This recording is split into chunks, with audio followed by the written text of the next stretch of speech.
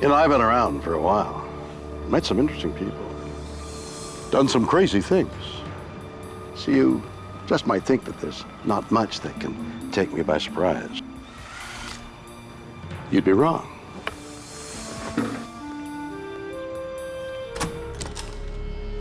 The world is full of stories, science and things that amaze and confound me. Every single day, incredible mysteries that keep me awake at night. Some I can answer. Others just defy logic. Does the human body contain inexplicable mysteries beyond the reach of medical science? In Arkansas, a skydiver plummets to the earth from over 11,000 feet. And somehow survives. How? In New York, a man is vaporized as he lies in bed. Can humans spontaneously combust? I've been to fires before too, and nothing like that. And in England, a young girl becomes supercharged with electricity. Is she a walking power grid? She wouldn't touch me if she was switching the light switch on because a jolt of electricity would go through her. Yeah. It's a weird world, and I love it.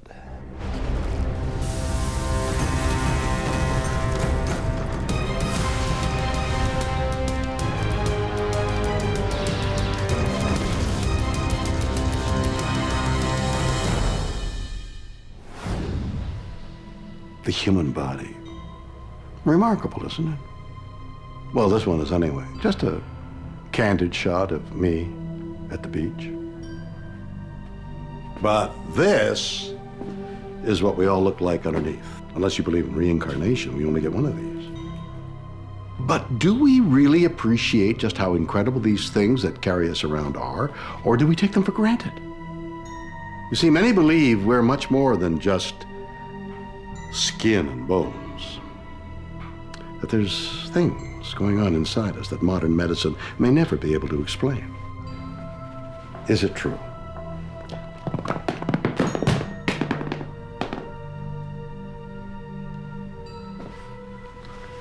Do you think they can help me with my indigestion?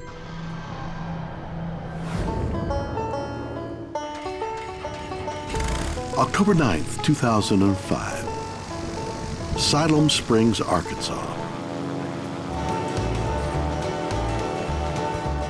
Hi, what's your name? You know my name. Adrenaline junkie Shayna Richardson, 21, is about to attempt her first solo skydive. All right, Shayna. Shayna's husband, Rick West, was also her jump instructor. I was very confident that, that she was well prepared for this. Rick has a helmet camera Hi, Shayna. to capture Shayna's jump. Together, they will free fall from an altitude of 11,000 feet, more than 2 miles high. At first, things go great. We exited the plane well, and she did a perfect dive. Rick and Shayna are plummeting to Earth at terminal velocity, 120 miles per hour. After 30 seconds of free fall, Shayna pulls the ripcord. And as you see in the video, I say, Woo! Good job, Shayna. Yeah, girl. and I had no idea at this time that she was in any kind of trouble until I look up. What Rick sees fills him with horror. On her very first jump, his wife's main parachute has failed. Desperate, Shayna releases it and tries her reserve. And then her reserve didn't work out so well. Unable to help, Rick realizes he is watching what will be his wife's final moments. Shayna is spinning out of control. 8,000 feet from the ground, Shayna's reserve parachute is tangled. She is now plummeting uncontrollably towards the ground at over 70 feet per second. Panic sets in. She She kept spinning and kept spinning and spinning. And the closer and closer we get, I'm seeing cars, semis, the road, buildings she was heading right into. Helpless, Rick can only watch as Shayna spins towards certain death. It was horrible for me. It was just a sickening feeling.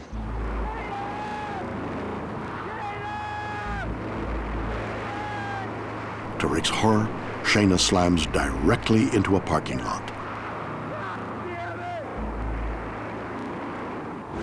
I was sure she was dead or gonna be dead really quick.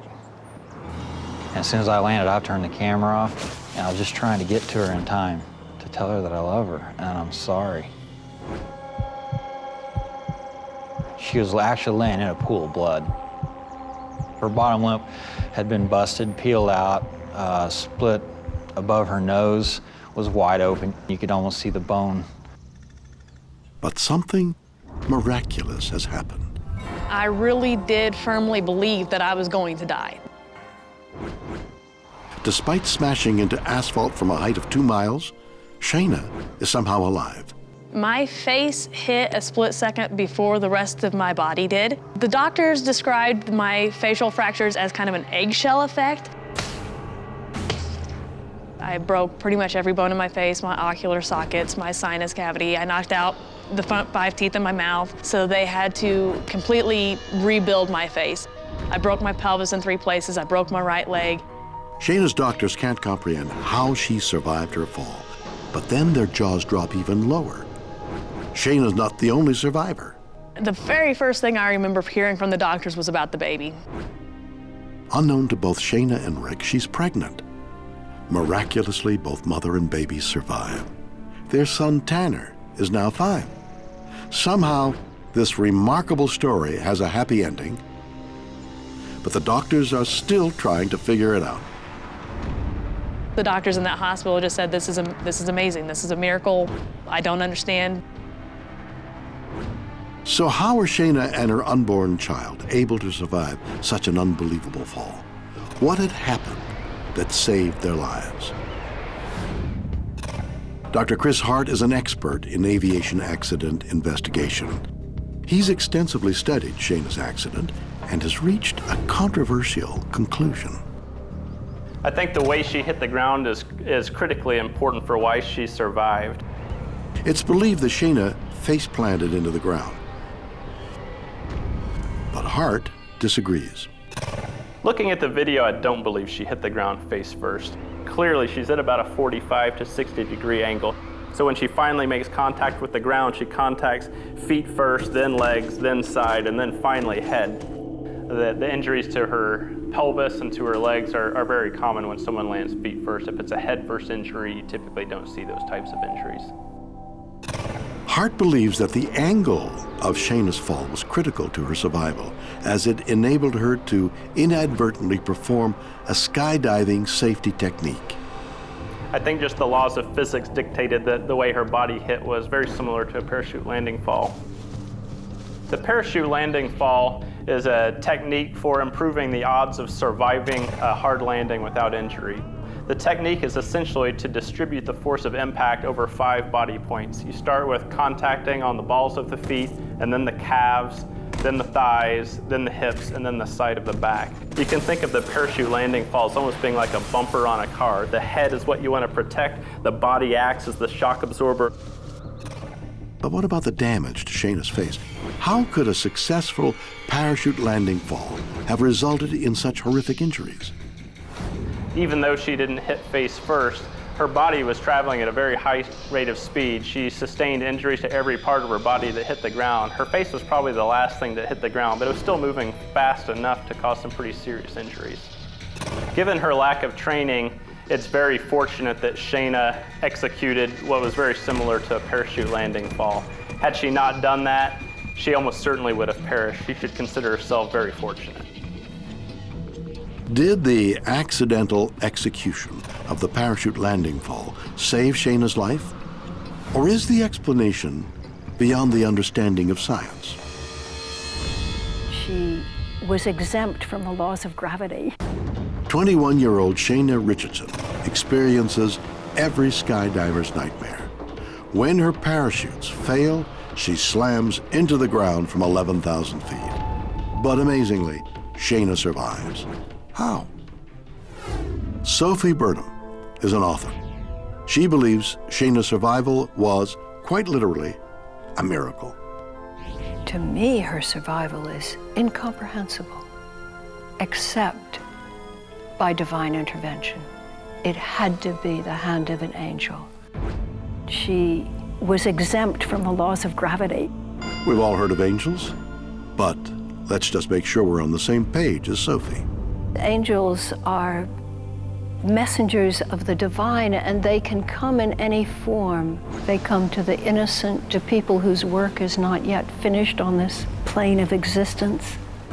Angels save people from possible death in any way that it can be done. Sometimes it's by deflecting a bullet, and sometimes it's by preventing a car accident. They can change all the physical laws of the universe.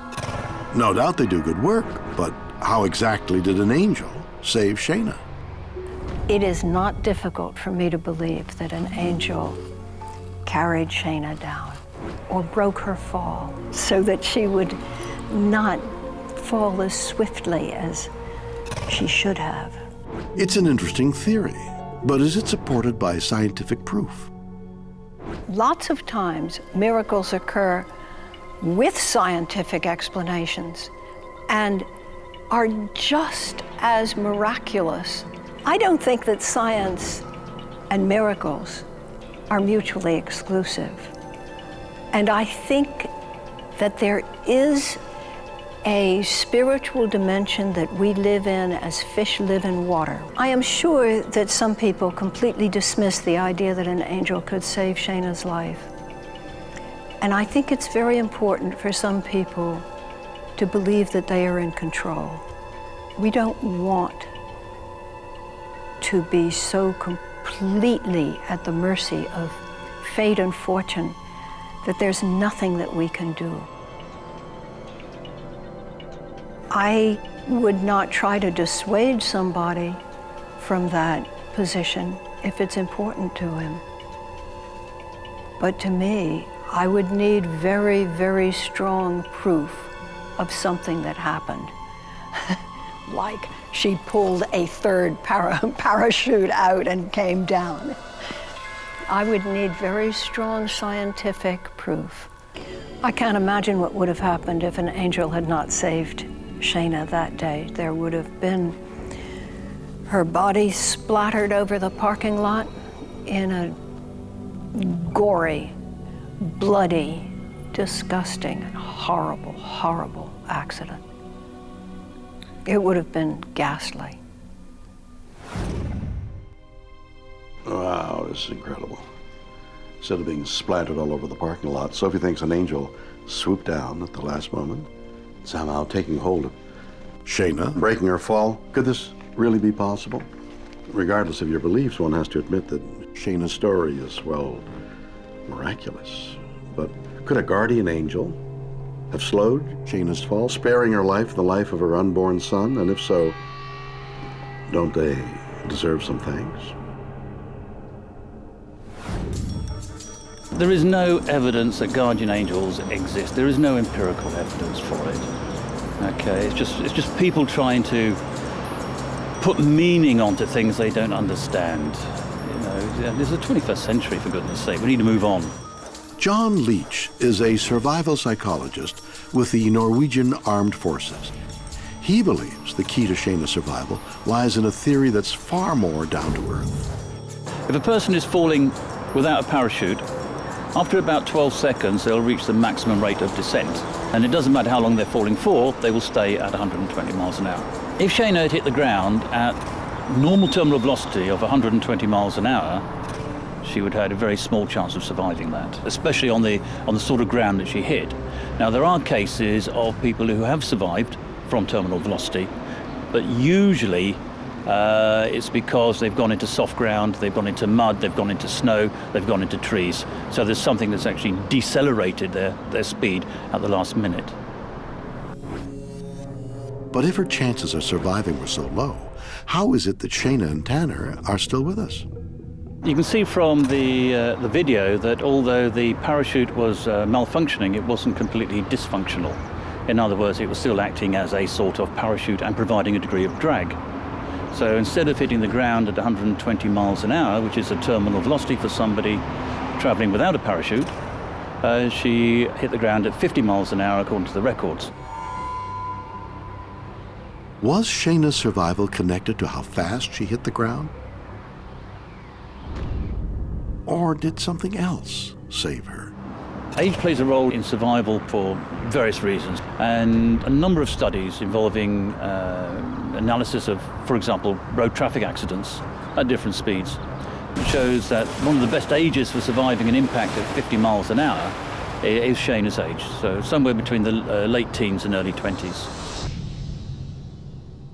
For Leach, the final factor in Shayna's survival is the angle of impact, though with a very different take to Dr. Chris Hart. I don't think we should be deploying any parachute landing technique. The parachute was moving her into a more horizontal position, and the injuries that she sustained is consistent with that type of impact on the ground. And the fact that she hit the ground more or less horizontally rather than on her head or through her feet also increased her chances of survival. For Leach, the combination of a partially effective parachute, Shayna's age, and landing almost flat to the ground is enough to leave her battered, but still breathing. All these factors together all contribute to her chances of surviving. So there's nothing miraculous about it, it's straightforward physics. I did jump one more time. When Tanner was 6 weeks old, I went and jumped again. I did a tandem jump. I landed, took my gear off, grabbed my son, and I haven't been back up. I love the sport, I love the thrill of it, but my kids give me a much greater thrill, and I don't have it in me anymore. I can't do it. Can Shayna's remarkable survival be explained by physics? Or did divine intervention play a part? Was she saved by a higher power? Or did she just get lucky and deploy the parachute landing fall? For now, it will remain a head-scratcher that's most definitely weird. Or what?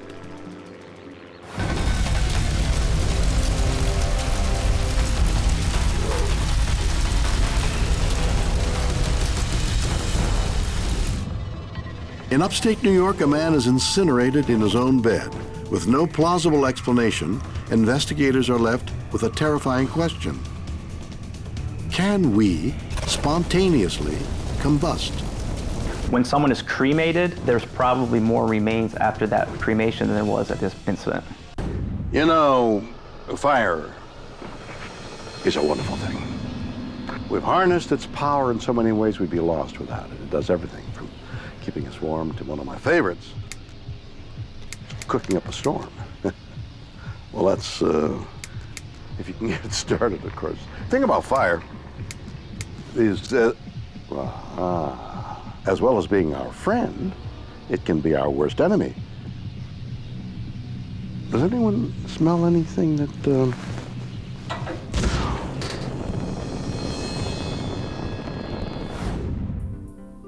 In 1986, college student Ray Harlan was visiting his father, Jack, a coroner in New York State, when the phone rang. It would lead them on the most mysterious and bizarre journey of their lives. My dad owns a local funeral home, and he was also the county coroner. They just said that there was an unattended death, and one of us always went with them to help them with removals. The deceased is a 58-year-old retired fireman, George Mott. When Ray and Jack arrive at Mott's house, everything seems normal. It was just a typical home in the back roads of the Adirondacks. But nothing has prepared the Harlans for what they find inside. The first words out of the state trooper's mouth to my dad was, I don't think you're going to need your stretcher for this one. Entering the house, Ray and Jack notice something that tells them this is no ordinary death. There was a thin black film covering everything. It was like a dust powder. It was strange because it looked like there was a fire, but there was nothing really charred. Where is George Mott? As they move deeper into the house, they're about to make a shocking discovery. When we walked into the bedroom, you could see where Mr. Mott was laying.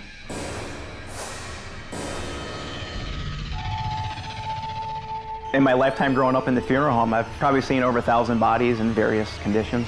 I've been to fires before too, and there never nothing like that. There was a perfect outline of his body burned into the mattress. And the only thing that was left of him was his head, a few ribs, and his right foot. Everything else was gone. What happened to George Mott?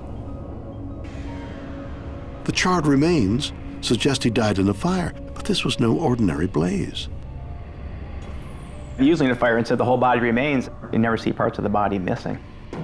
To put it in perspective, when someone is cremated for 5 to 6, sometimes 7 hours, there's probably more remains after that cremation than there was at this incident. It's a baffling and gruesome mystery. George Mott has been incinerated to a fine powder, but somehow the objects around him are not even singed, including a canister of matches only inches away. But how? Remarkably, all over Mott's house, there is evidence that this was a fire unlike any other. Everything plastic was melted. The casing on the TV was distorted, and the telephone was melted to a ball of plastic. It's an incredible puzzle. What sort of heat or fire could vaporize a man and melt plastic but not burn the house down? The fireman thought it was a gas leak underneath his bed, but if it was a gas leak and it was fire, there would have been a lot more burning. They'd never found a gas leak. It's left to Ray to offer a theory. I mentioned human spontaneous combustion, and everybody looked at me like I was crazy. Spontaneous human combustion, or SHC, is a bizarre and weird phenomenon in which a person instantly bursts into flames for no apparent reason. Amazingly, there have been 40 other cases of SHC documented in the last century. To that point, I don't think anybody in that room has heard of it. And everybody almost had the same reaction. Spontaneous combustion, what is that? The investigation into George Mott's death failed to reach a conclusion, but Ray Harlan has no doubt what happened. I still believe that it was spontaneous combustion because there's no other explanation. This is what I saw. Now, this is weird or what? I mean, we know heavy metal rock drummers spontaneously combust all the time, but an innocent, harmless man minding his own business in bed and then poof, he goes up in smoke. I mean, what's going on here? Are any of us safe? Oh no, not again!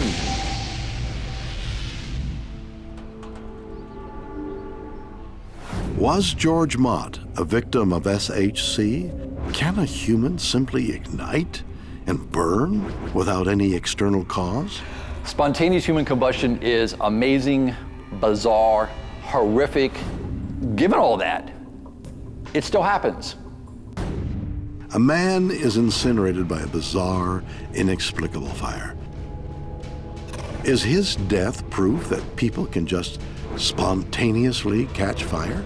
We have spent more than 3 decades looking at this incredibly weird phenomenon, and our conclusion is absolutely categorically, yes, it does happen. Larry Arnold is a writer. He's dedicated himself to the study of SHC. He came to the scene of the George Mott conflagration. To be at the scene of one of these remarkably rare and phenomenal events is eerie. It's unearthly.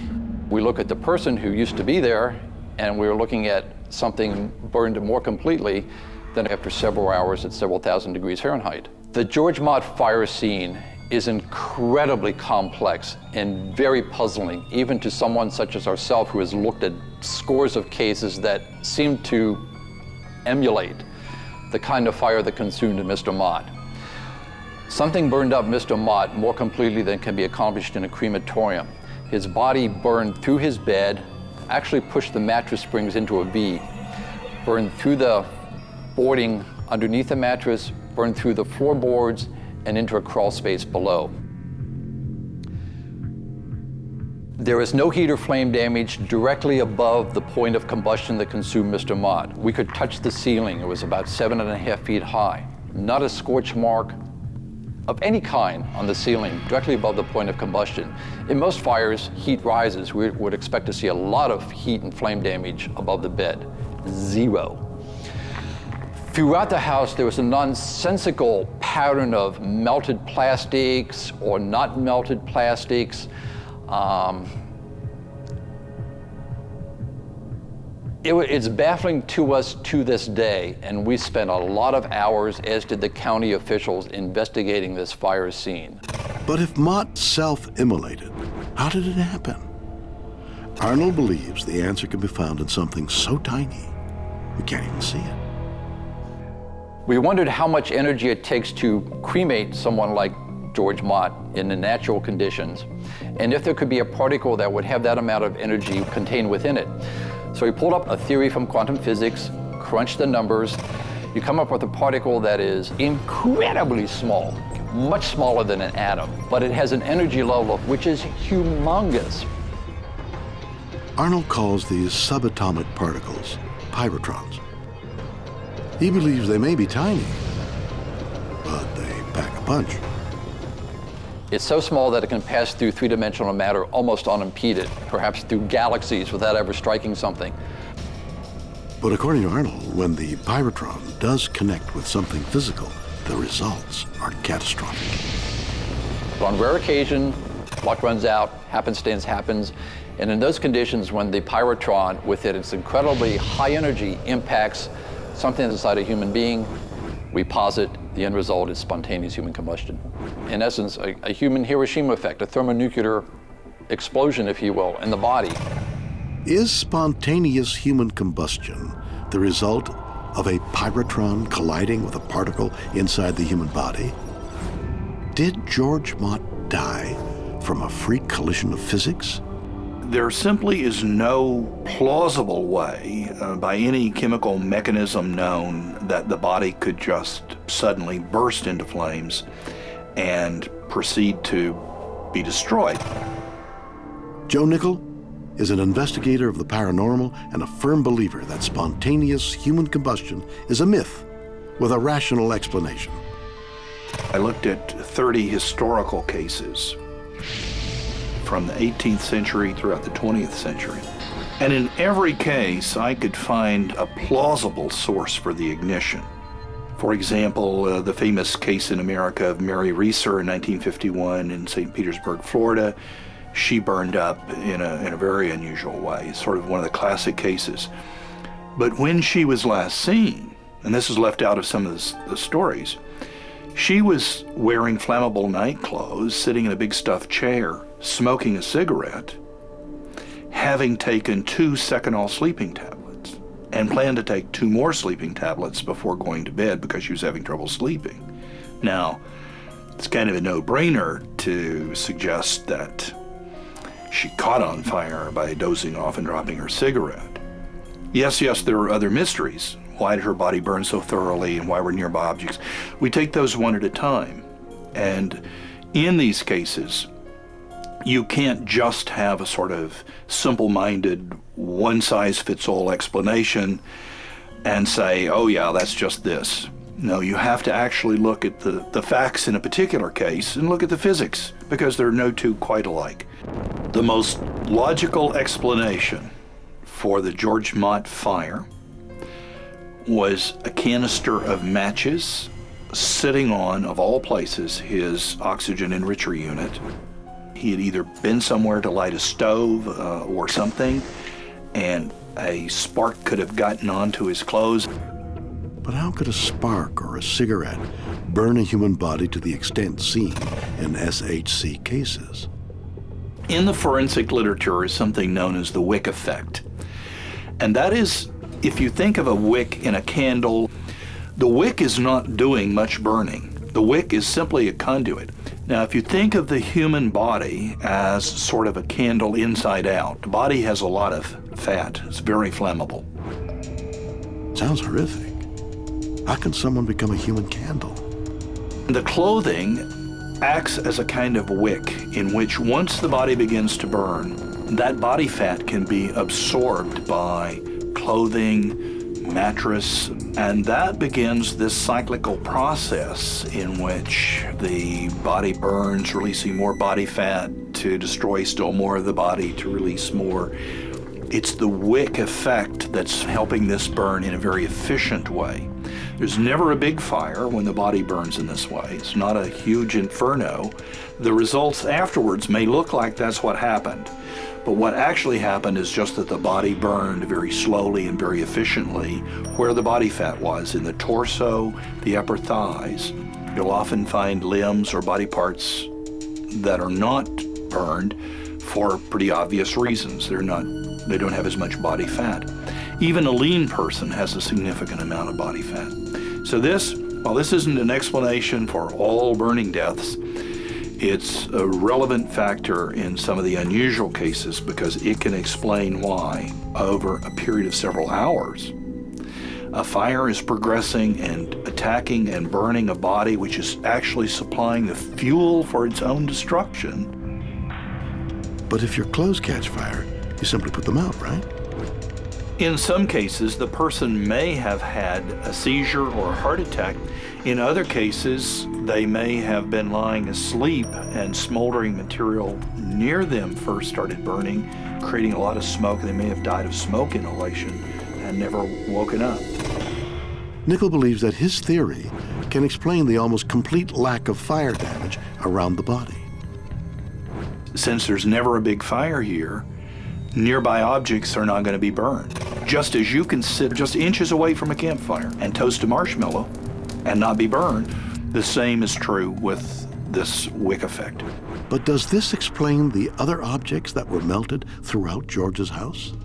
The heat, of course, is gathering and rising. Objects above a certain line will be melted because the heat is accumulated there. And in the Mott case, there was soot all over. There's usually a sooty deposit if there's a lot of organic material being burned. For Nickel, the answer is clear. If science knows anything about spontaneous human combustion, it is that it doesn't exist. It's difficult to prove a negative, but we don't have to. There just is no evidence. To say it's unlikely does not do justice to how very, very, very far-fetched this idea is.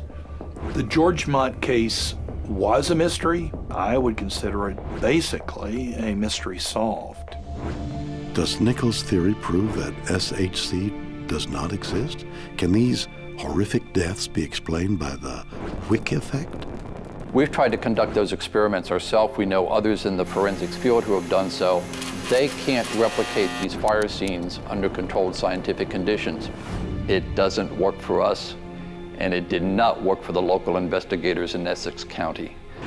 This is an example of individuals making up facts, creating stories, generating hypotheses without foundation to explain away something that they don't otherwise want to confront.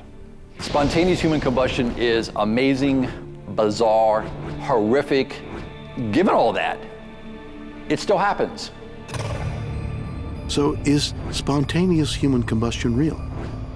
It's a debate that will continue to rage. One thing we do know for certain, though, it's definitely weird. Or what?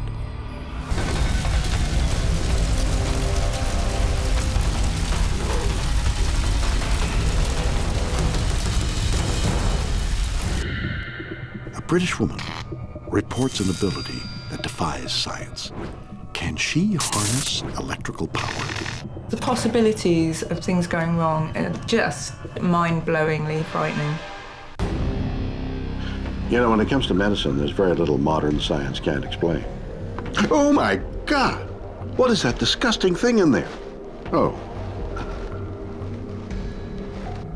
Sometimes we come across things that are not only inexplicable, they send a shiver down your spine. Or in the case of our next story, 1,000,000 volts through your hand. Whoa! Weird? Oh! Or what? Growing up in London, England, Debbie Wolfe thought she was a normal child. I think when you're a small child, you don't realise you're different from anyone else. But my mum got it pretty quickly, I think. Shortly after Debbie turned 4, her mother noticed there was something rather unusual about her daughter. My mum noticed like hot spots of problems. It was just the era of everyone had Walkmans, and I drained the batteries, and light bulbs seemed to be quite vulnerable. My mum wouldn't touch me if she was switching the light switch on because a jolt of electricity would go through her. Incredibly, it seems this tiny girl had somehow become supercharged with electricity. But what could cause this weird phenomenon? For Debbie and her family, it's just the start of a bizarre and literally shocking ordeal. Every time I walked past the telly, the channels would start changing. The volume would go up or down, or it would switch off. I was always excluded from the lounge when the football was on because my dad didn't want me changing the channels. Incredibly, when Debbie interacts with anything electrical, havoc ensues. She fries appliances, drains batteries, and explodes light bulbs. And as she gets older, the condition gets worse. There's one particular occasion that I remember. I can't have been more than about 6. We went to this shop, one of my mum's favourite shops, and as we went past each streetlight, it went off and on and off and on as we passed them. Remarkably, Debbie's electrical power grows with every step. By the time they arrive at the shop, things are getting out of control. They had these metal rails where the clothes were displayed, and for some reason that seemed to spark me. So much so that I could touch it and you'd see sparks and you'd hear the crack of the spark. So my mum tried to herd me away from that. But her mum doesn't act fast enough.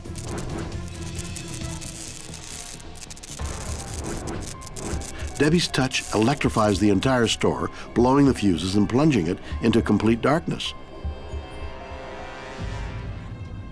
Terrified of her young child's weird power, Debbie's mum rushes her from the shop. My mum made rules about what I was allowed to do and not allowed to do because it was disruptive. What happened to Debbie Wolf? Could she be cured by medicine? Or did she need an electrician? Sadly, her condition hasn't gone away. Over 3 decades later, she is still suffering. I affected everything. I lost a job in a nightclub because every time I walked past the DJ box, the music would go off. My house is just like a graveyard of electrical goods. And I've usually got a TV or something sitting in my drive waiting to be taken to the dump.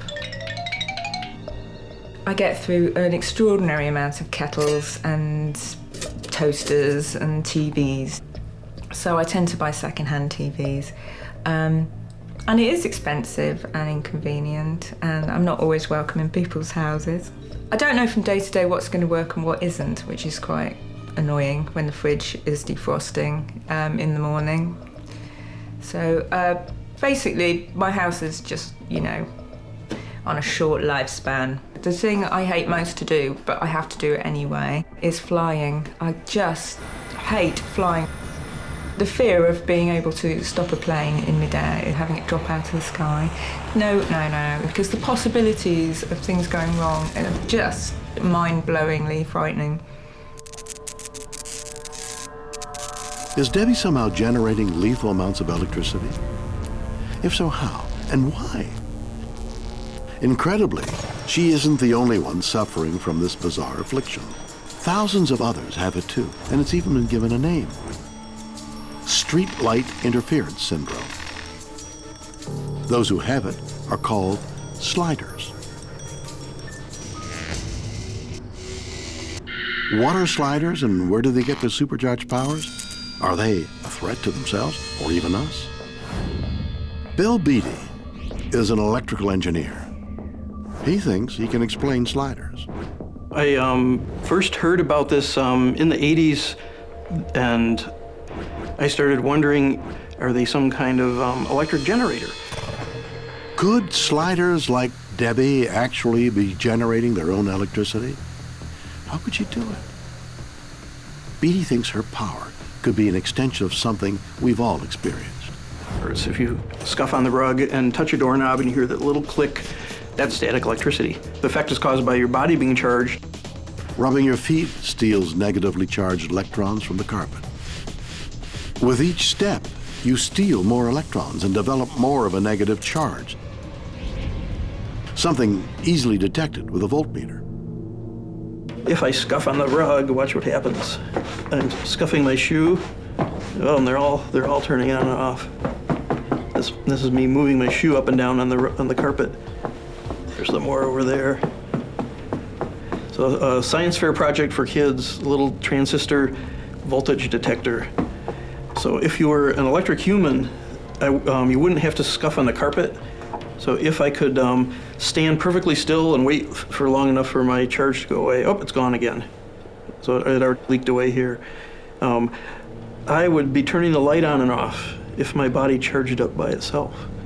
So I'm not an electric human, oh well. But could this build up enough charge to affect a streetlight? Beatty believes sliders could generate large amounts of static electricity in another way. Well, there's one thing that humans do which might explain this, and that's breathing. Every day, humans take over 25,000 breaths. Remarkably, Beatty thinks it's possible we can steal a few electrons from the air each time we breathe in, and eventually supercharge our bodies. If you can charge your body up by breathing, you have this invisible field of voltage around your body that can affect electronic devices, even from a few feet away. But if everyone breathes air, why would only a few people, like Debbie, turn into human lightning bugs? There's a chance of that it could be a virus that hasn't been discovered yet. There are a few viruses that they're not like the flu or colds. Instead, when you catch it, there's almost no change, and then your body easily fights it off. If it's communicable, then you'd think that there'd be lots of electric humans, or you'd get it for a while and then it would be gone again. But this sounds more like it might be something that's like a symbiotic thing, that maybe you're born with it and you can't give it to other people. Could some yet-to-be-discovered virus alter the lungs of sliders just enough to strip electrons from the air and turn them into supercharged humans? Or is Beatty's theory a few connections short of a circuit? Well, I was attracted to it because it's weird, but the vast, unstudied collection of weird things, some of those are real, and those are Nobel Prize discoveries. So let me get this right. Sliders have an innate ability to wreak havoc on electrical goods, especially streetlights, right? And one guy thinks the reason they can do this is there's a virus going around that can supercharge your body as you breathe. Nothing.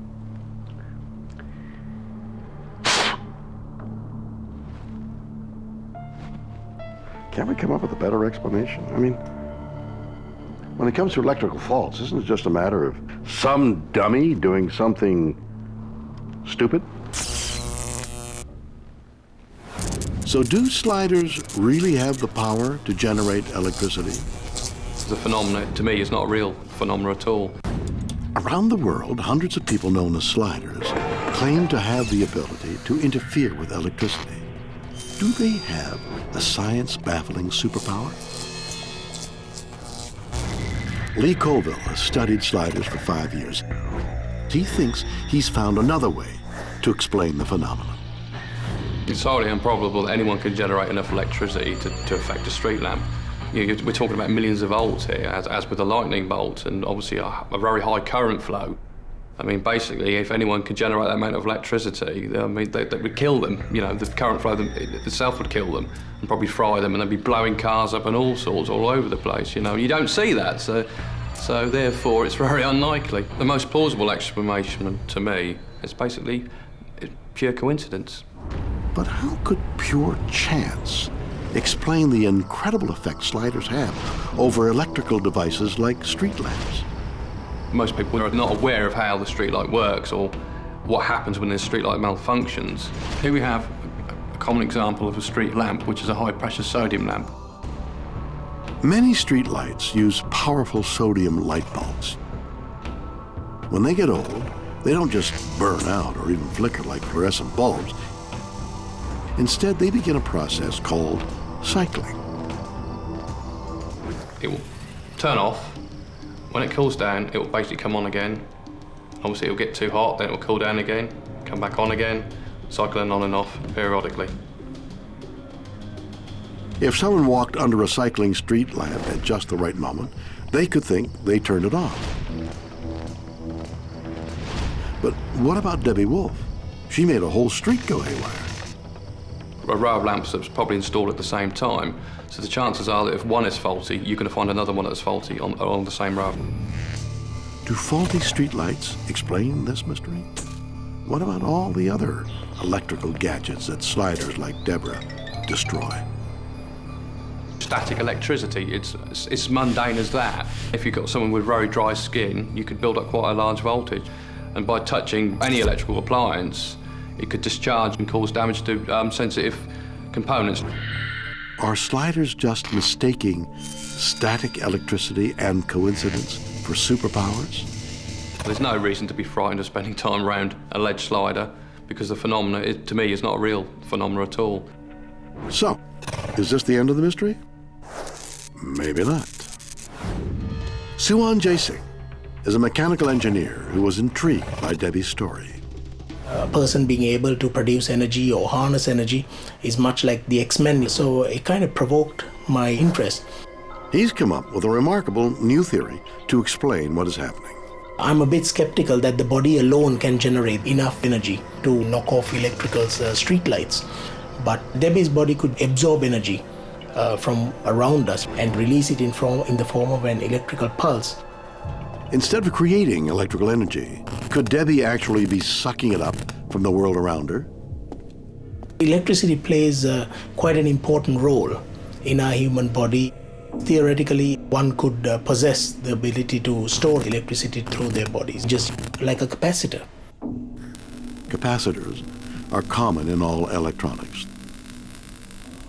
They are used to gradually soak up excess electricity and then discharge it in a flash. Could Debbie be a human capacitor? Her body may possess molecules that are able to harness this power. To prove his theory, Jaising has conducted tests designed to try and stimulate Debbie into releasing an electrical charge. Using an oscilloscope, an instrument which measures voltage, he compares her output to someone with a normal charge. And what I'm going to do is I'm going to show you some images, see whether we are able to simulate some electricity. Okay? Debbie seems to become most electric when she's excited or stressed. Jaising uses images he hopes will recreate those feelings. Although not conclusive, some of Jaising's experiments have produced surprising results. With Debbie, we noticed that there was voltage that was being measured from her body that was different to what could be measured from ours. So the slider phenomenon does exist. But this phenomenon isn't something Debbie can turn on and off at will. It's very hard to bring myself to a place where I'm going to be electric, I suppose. I mean, I'd be a much richer person if I could do circus tricks, and I can't. It just happens. Are Debbie and thousands like her really able to store electricity and release it in a flash? Could a rare virus have turned them into human generators? Or could it all be just a series of shocking coincidences? Whatever the answer, it's most definitely weird. Or what?